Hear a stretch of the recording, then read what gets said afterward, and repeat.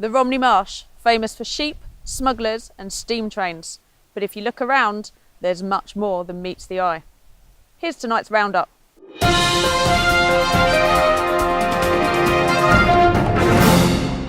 The Romney Hythe and Dymchurch Railway is, so they say, one of the world's railway wonders. But rumours that they are building a new high-speed bullet train have caused some concerns amongst local residents. Fight the bullet! Fight the bullet! Fight the bullet! So, Mr. Vinny, as a long-term Dymchurch resident, I understand that you have grave concerns over what might happen along this quiet little track. What is it that you're worried about exactly? Well, where do you start? I mean, it's ridiculous, isn't it? I mean, you've got all our traditions and heritage. I mean, you know, you're some sheep having a little gnaw on the old grass, you know, they've been here 1,000 years. And this thing goes flying by, chilling out with your mates. You're going to go up north, aren't you? That's that gone, isn't it? But won't this help some of those poor tourists who just don't have time to get from A to B in their short holidays? Yeah, I know, they're going to see a great deal, aren't they, eh? Who's driving this flipping train? Captain James T. Kirk at Walk Factor 5. What's the point of that? You're too fast. Yeah. Thank you, Mr. Vinny. Thank you very much. Is that it?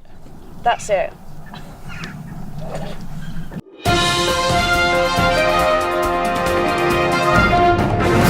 This innocent little village garage looks like thousands across the country, and it's hard to imagine sinister things going on.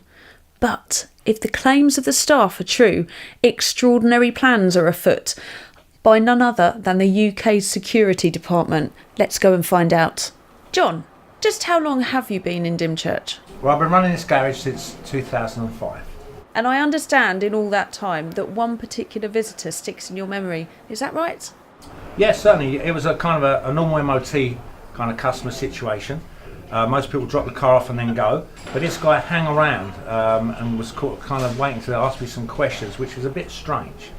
Now, this man, he asked you something rather unusual, didn't he? Tell us all about it.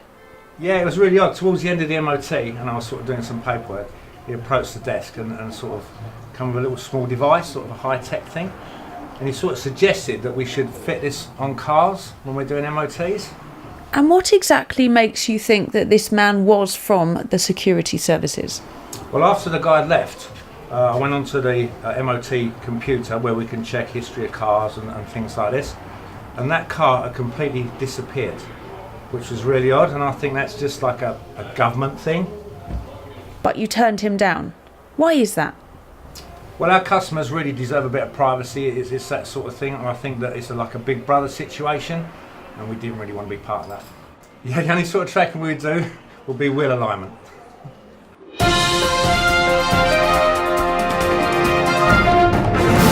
And now here's a landlady with an interesting solution to her parking problem. I have a major problem here with car parking. In the summer, when the sun shines, they park everywhere. Car parks get full, they park on the verges, they park up the country lanes, they block the roads.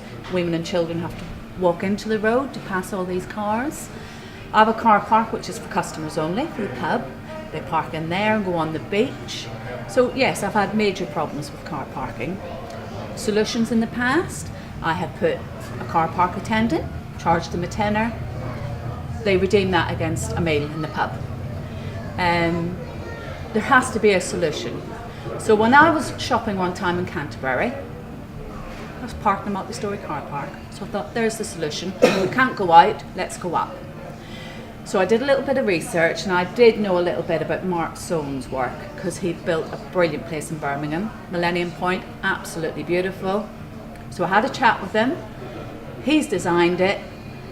All been passed by Shetway, the parish council, and hopefully, come January next year, foundations will go in. So next summer we will have no parking problems. Sun's going to shine, lots of people in the car parks.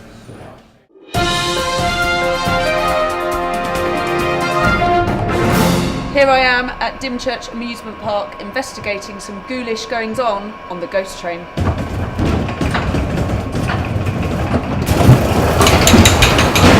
So Mark, I understand that you've been in charge of the funfair here for quite some time. Yeah, I've been in charge for 21 years now. 21 years. Yeah. And is it just recently that you've started to notice some strange goings on? Well, in the early days, we came over to the ghost train one morning, and all the doors were left open, and we knew that we locked them the night before, but we just, we looked at it and just thought maybe somebody's got in. We looked at CTV, nothing on the cameras, so something was ghostly going on. No, that is unusual, and no one could have got in at night.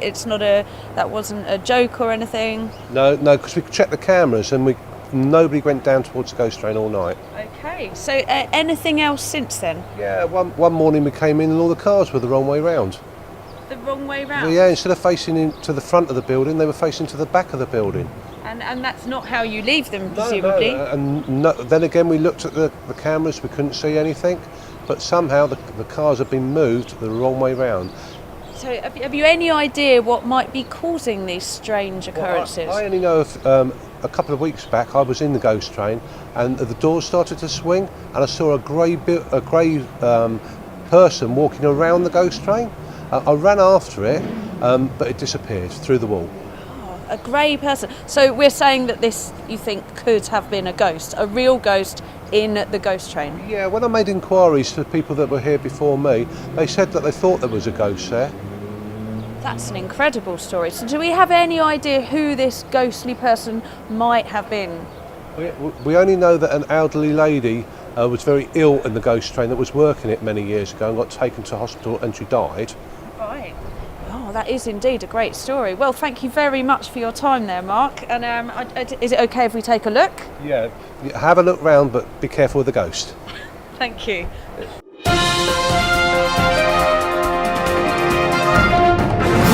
So we've come out this time to one of the sleepier villages on the Romney Marsh, the tiny little village of Dymchurch. And as you can see, there seems to be some trouble brewing.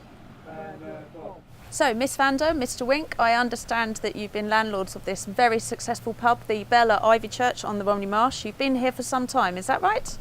That's correct. We've been here nearly 11 years now. So 11 years running a very successful and popular pub, but I understand things are about to change. You've come up with a new idea. What is it? Yes, indeed. Very new, very exciting. Every business has to diversify and move with the times and changes that are required as the time goes by.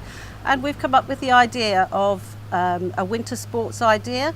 We're going to build a bobsleigh ride for the Romney Marsh. A bobsleigh ride. That is a new idea for the Romney Marsh. Where did you get such an idea?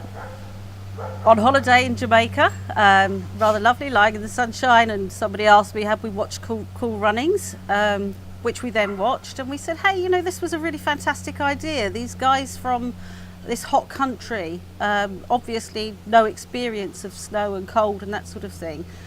They went forward and they done this thing. They made the Olympic team for Jamaica, and we thought, well, actually, Romney Marsh has similar problems in that it has no hills or mountains.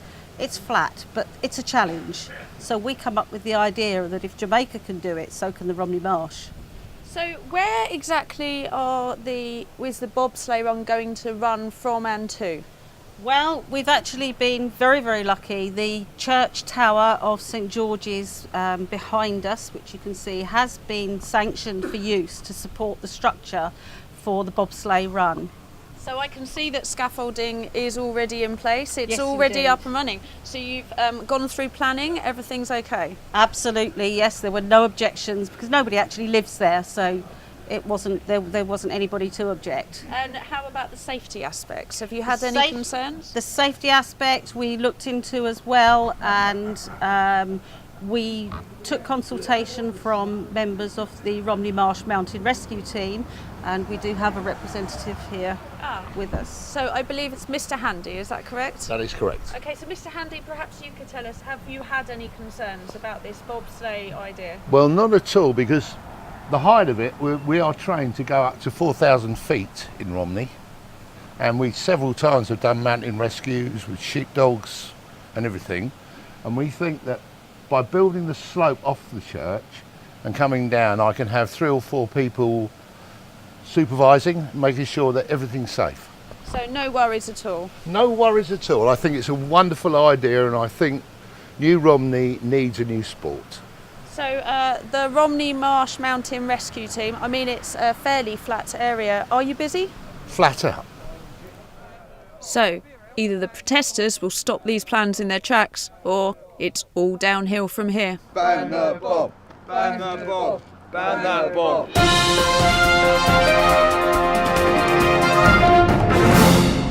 This is Corrie Lewis reporting from the Romney Marsh for Turn the Tide News.